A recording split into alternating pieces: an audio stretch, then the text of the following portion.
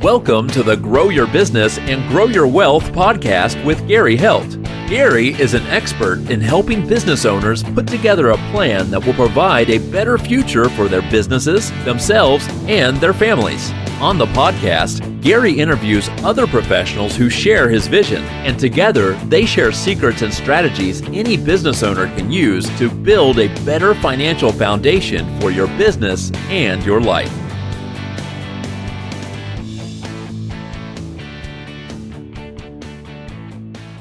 Hey, welcome back to the podcast. This week, my guest is Eli Mizrahi, and he is the president of Pacific Group Advisors. Welcome. Thank you, Gary. Good to be here. So, Eli, give me your background. What got you into being an advisor? Well, it's a little long story, but I'll make it short. When I got to the United States, I came here because I met my bride-to-be. I didn't know she was going to be. And I came for a visit, a short visit. But like the Hobbit says, you never know when you leave your little Hobbit hole what kind of dragons and mountains you're going to encounter. So I ended up being, I wanted to be a doctor, became a financial doctor instead. My family has had a rough experience, which I do not want others to have to go through. So I try to educate people. My father, and I'm passionate about that, was a police officer. They don't get paid a lot here. They don't get paid a lot there. He retired young due to some health issues. And when he retired young, he got 50% of not a lot. And then when my son was born, which was 40 years ago, we went to visit. Second day of my visit there, my dad had a massive stroke. Well, I've seen people with strokes. I've got clients who had strokes. So, you get better. The doctor said, not this time. He never regained mobility on that side. And I stayed for a few weeks, helped him through rehab and stuff, but then I had to come back home because I had a wife and 2 kids to support. And I work on commissions and fees, right? So if I'm not there, you don't get that. A couple years later, my mom thought that she could take care of him. After all, she had 3 jobs to support, to send me to good school and all that stuff. You can't do it 24/7, even though my sister is a registered nurse. So about a year later, they hired somebody who stayed with them. And a year later, he told them he wants to double the amount because it's a hard job taking care of an adult. Then they send him to an adult congregate home with 4 or 5 other people. And in my conversation with my mom one time, she says, your dad's asking, how come you never call him? I said, I don't have the phone number there. She says, well, here's the number. I thought to myself, I'll call on the weekend. The day before the weekend, he woke up, went to the bathroom, had a heart attack, and died. So if you want to talk to somebody, don't delay, and always tell people you love them, you love them. But the moral of the story, or the reason I do what I do, is my mom got to keep 50% of the not a lot that he was getting when he retired. And by then, they already spent the meager savings that they had. And so my mom lived in a financial jail for a while. I supported a little bit, much as I could. But that's why I'm passionate about teaching people how to prepare for life's contingencies. Life always gets in the way. You always to do the right thing, but then soon enough, you're right there, you're almost retired. And now, what do I do next? So that's my story.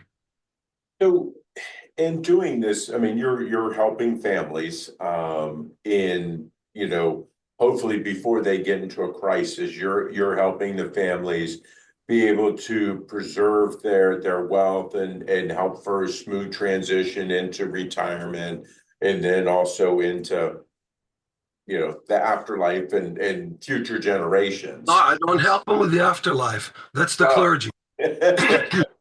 Exactly. So how do you work with them to get them to that point of being able to transition into retirement? Okay, but before I got to tell you a quick story about the after. This family went to Israel and took their mother-in-law, his mother-in-law, with them. And while there, she passed away. Terrible, right? The people at the funeral home told him, we can bury her here for $250, or we can ship her back to the United States for $5,000. Thought about it for a second and says, ship her back. He says, are you sure? It's $250 here, $5,000 to ship her back. He says, well, 2,000 years ago, there was a guy who was born here. He lived here. He died here. They buried him here. He woke up and got back in 3 days. I can't take that chance. So I don't take chances with the people I work with. We try to teach them to start with the end in mind. And though I'm not an attorney, I don't even play one on TV, we recommend that they look at making sure that all their legal paperwork are in good order, whether it's a will or a trust. Make sure you have your power of attorneys. Without that, you get hit. Well, you take your wife to dinner, you're dead, she's unconscious. With HIPAA laws, nobody can do anything. So we advocate that. Our job, the way I see it, is to make sure that the people I work with don't run out of money before they run out of life. Okay, so in order to do that, you need to be educated. You need to know when you retire in the 21st century, what's facing you. We have a huge budget deficit, right? We have a huge debt. And sometimes you have to pay that. You have to pay the piper. So we forecast, we assume that eventually there's going to be increased in taxes. So you got to prepare for that. What happens if taxes go up? What happens if the markets go sideways? 2001, 2008. How do you behave? What do you do to protect yourself? What happens if you do need long-term care?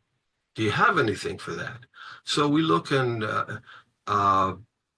see what we have a 3-hour workshop, typically in a community college, a local community. We work with a couple of community colleges here. We used to have it over 2 days, over 6 hours. We consolidated. So over 3 hours, we educate people as to what they need in order to make sure that they don't end up failing this test of retirement, because if you fail, you don't get to retire. That's where we have the welcome to Walmart. I don't think those guys intended for that. Right. Or I used to commute pre-COVID, and I'd stop in a McDonald's to take a leak. There's always invariably that 75-year-old lady scraping the bubble gum off the floor. Again, I don't think that was her vision of retirement.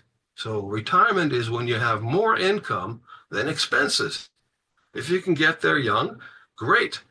And I believe in, the most well-known financial investor in the world said, well, he had a lot of rules. One of them was never, ever, ever lose money. And rule number 2, don't forget rule number 1. But his other rule was, if you got enough, don't do any crazy, don't gamble. So if you accumulate enough, don't go after the next shiny object. Don't go for the high return, for the double digit.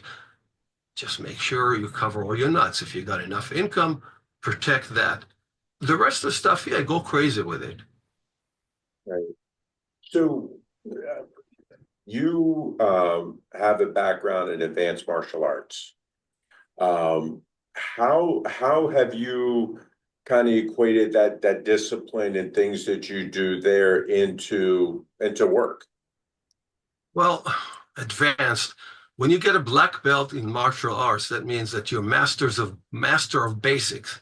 Now we can teach you the rest of the stuff. So I got a second degree in Hapkido, which is a Korean martial arts, and a first degree black belt in karate. That and about $6.50 will get you a double short latte at Starbucks. However, I find that the discipline of having repetition, practice and prepare and do it over and over and over. The main thing is in life, if something is hard and you hate it, do it first, because that's what matters. And what matters is also what you do when nobody's looking. That's, I think, the guy who bites ears, Mike Tyson. What you do when nobody's looking, that's what counts, because typically people slack. And guess what? I talk to a lot of people. You find that many people spend more time planning a 2 week vacation than they spend on 20, 30, preparing for a 20, 30-year retirement. And why? Because it's not easy. It's hard. Maybe you don't know anything about it. And procrastination. Most of the time, by the time you're thinking about it, it's right there, boom, right in front of your face, and it's a little too late. Preparing for retirement or doing financial planning or doing CPA work, it's all about, it's like making bagels. You got to wake up the night before, you got to make the dough, you got to let it rise, you got to punch it in. It doesn't happen overnight. If somebody says, oh, when I retire, I want to be a martial artist, or I want to be a painter, or I want to be a violinist. Baloney. That's not going to happen overnight. You got to start that long time ago.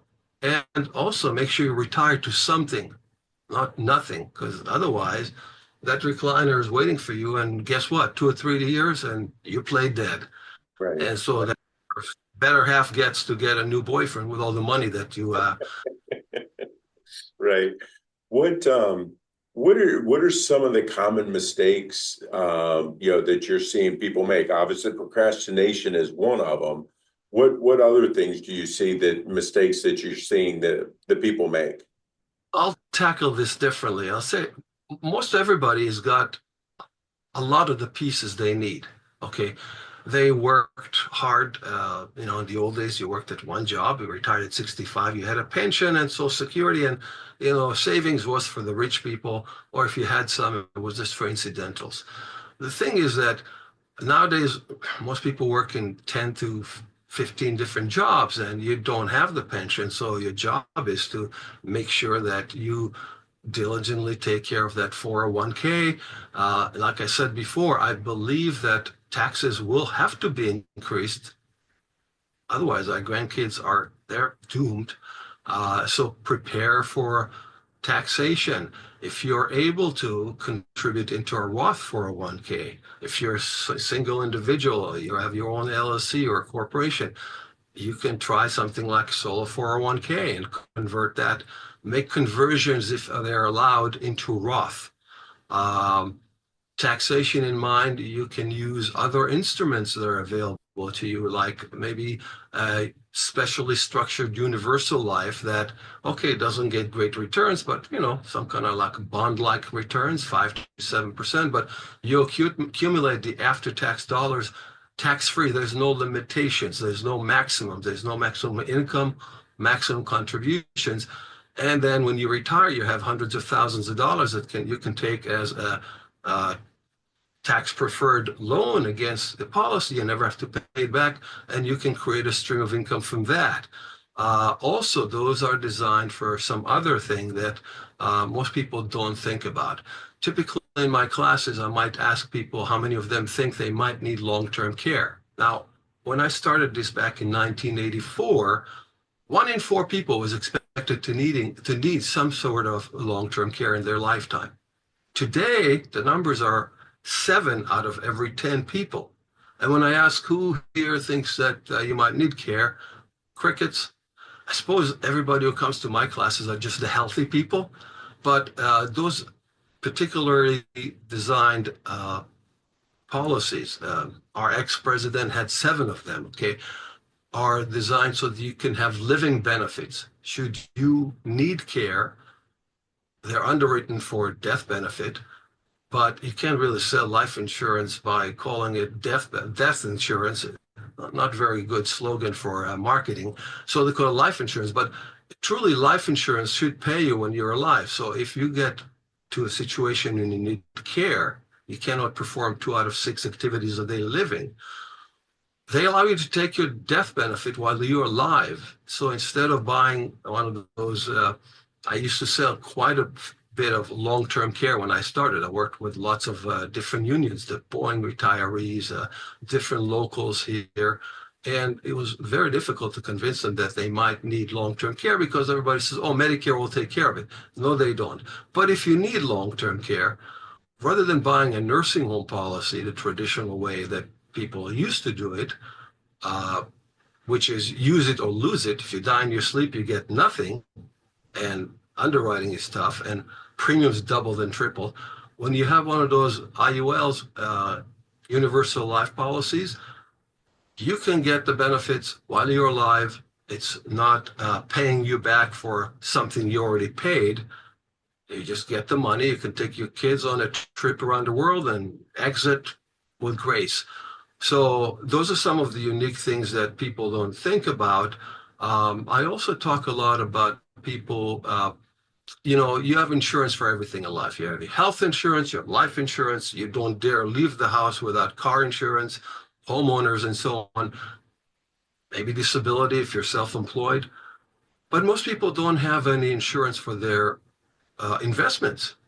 Well, there are some things that you can do to protect your wealth, whatever you accumulated, but they're not commonly found in 401ks because they're too complicated. But if you have your own IRA, if you can roll over, if you can port some of your 401k, now you have control. You can use things like buffered ETFs or structured notes that can create quite a nice stream of income, but also protect against the downside if the market does go down. And they will invariably.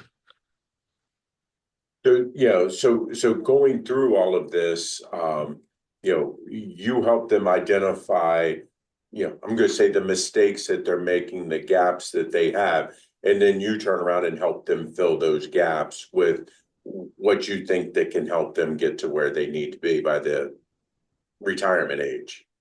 Our promise to those people who attend our classes is 1 hour free consultation. We're not going to sell them anything. We're going to listen. First of all, take cues from them as to what they got from the class. If they have any criticism, we'd like to improve our next classes and so on. We answer any of the questions. We take a look at the plan they have, if they have a plan. If they don't have a plan, well, they better start looking into that. But we help them put all those pieces of the puzzle together. We run a lot of simulations using expensive financial software that takes into consideration what will happen if you have a down market the first few years of retirement versus the last few years of retirement. What happens if taxes go up? What happens if you need long-term care the last 4 years of your life? How can you make sure that your money lasts? Because most people are different, but most of us have the same concerns. Do I have enough? Well, it's not if you have enough, it's if you have enough income stream. Okay, how much money you have? I've seen people with not much who are happy as clams and very, very miserable, wealthy people. So it's not how much you have, is if you have a plan for a cash flow, for income at retirement. Most people are concerned about medical, Yeah, all kinds of. that was going to be one of my questions is how do you work with people and help them with the Medicare side of things and Social Security and implement that as all part of the plan also? Very good question. We used to have classes for each of those. We used to go deep into each subject, and it took 6 hours, and that's a long time.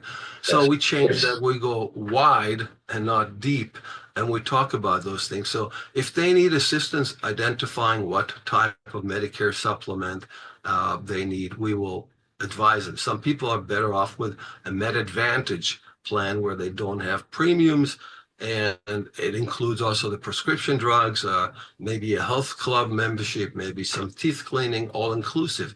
Or if you, like my wife, you have some health issues and you don't know where you're going to go. You might be in different parts of the country using different specialties. So you better go with a traditional Medicare supplement where they have 10 different plans and A to whatever, very creative names. And we help them identify which one might work best for them. As far as prescription drugs, Part D of Medicare, it's best going to the Medicare website, medicare.gov, and then putting in your prescriptions, and it will tell you what programs are there, which ones are available. What was it that I wanted to talk about? Just, man, memory goes fast. But So um, there's a, so you guys don't just do, I'm going to say the cookie cutter type thing. You guys really dive in with True each life. individual based on what their life is and what's going on. I remember what I forgot. Social Security, big part of your retirement, right? So with Social Security, we tell them the history of Social Security, how it started, what it was meant for. Okay, when Social Security started, you started at age 65 typically. Most people were dead by the age of 60, so it wasn't meant for everybody, right? Right, right, People who did collect for 2 years and died.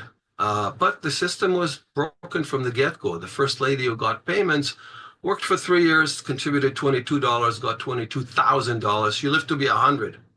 In those days, 44 people contributed into Medicare for every person who collected. Well, now 2.5 people contribute. That's why it's going broke, right? right. And we don't live 2 years after. We live to be in our 80s. If you live to be 65, statistically, you could live in your 80s or 90s. So, of a couple, at least one will be there, and at least one will need long term care. So, when do you start collecting? Do you start at the earliest age because you're afraid it's going to be gone at age 62, take a 30% cut? Or do you wait until full retirement age 67? Or even if you're in shitty health and you might die soon, maybe you wait until age 70 and get 8% more for every year you collect, but you live your spouse with more because you get 25% more. And that's not for 1 year. Okay, that's for the rest of your life. So we look at those different options and we try to steer them the right direction. As a fiduciary, I'm agnostic. I'm agnostic to products, I'm agnostic to companies. My main concern is my client, right? Not commissions or fees or whatever. My job is to make sure that uh, that family has enough to last for both. And if there's anything left, that it goes the way they want. That's why the legal is important.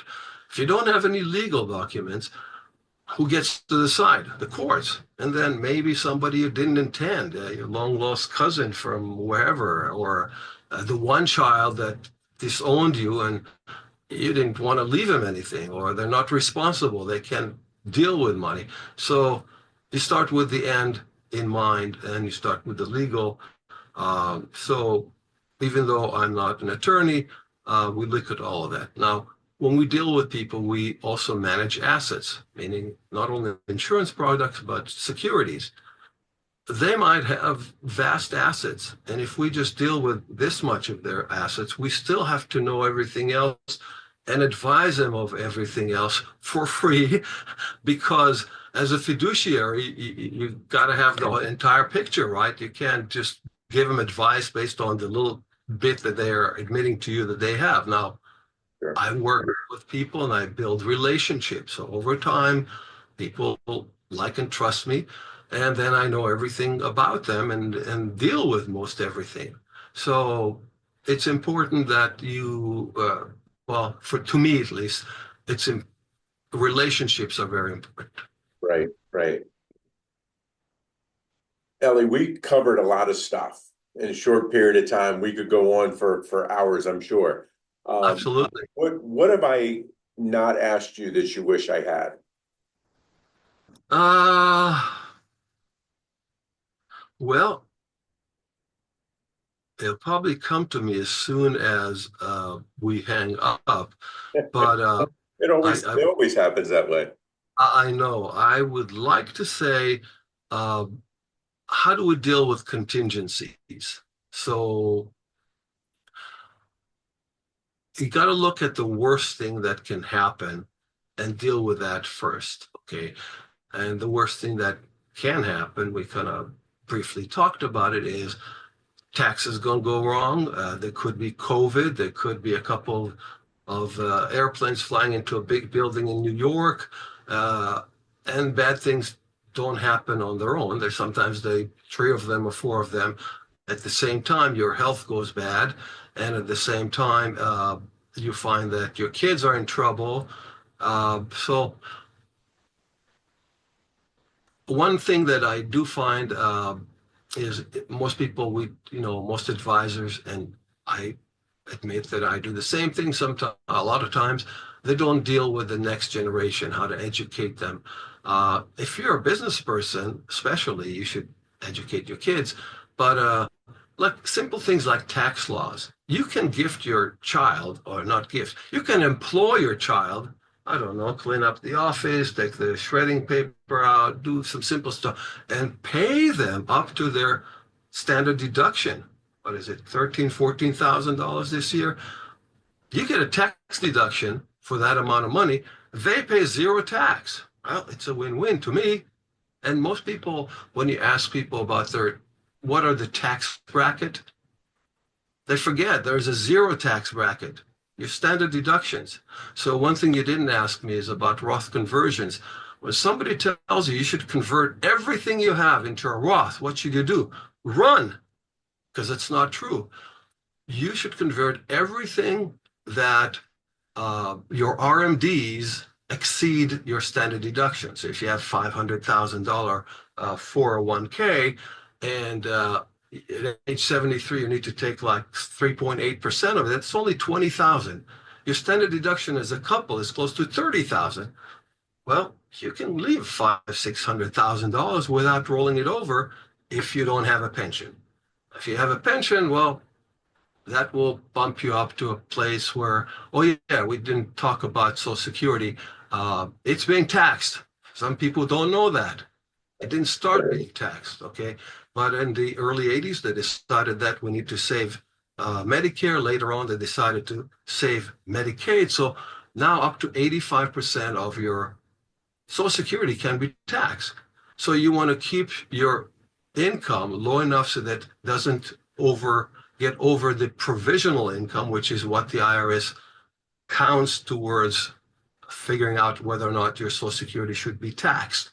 And Roth doesn't count, so that's a good thing. If you have a pension, see if you can get a lump sum distribution converted to your own IRA, converted to a Roth, and you get to live tax-free at retirement. So, Eli, people like what they hear and they want to talk to you. How can they reach out to you? Simple. My cell phone is 206-356-5682. They can also email me. It's ELI Miz at pacificgroupadvisors, plural, .net, not .com. Glad to answer any questions. You don't have to become a client if you call me. You can just have a question or two. Great. Eli, I really appreciate your time today, and I think you've given our listeners a lot to think about. Thank you very much, Gary. You're very easy to talk to, and I enjoyed this. Great. Hey, this week our guest was Eli Mizrahi, and he is the president of Pacific Group Advisors, and I'll see you guys next week. 49 faces looked to him in triumph. Over the last 12 months, they had each taken turns and promoted his business for a week at a time, driving over $987,342 in revenue. What if you had a network of 50 centers of influence who promoted your business every week for a year? Grab your copy of the #1 Amazon best-selling book, The Ultimate Guide to Growing Your Business with a Podcast, at 33% off the Amazon price by going to ultimatepodcastbook.com. Again, that website for 33% off the Amazon price is ultimatepodcastbook.com.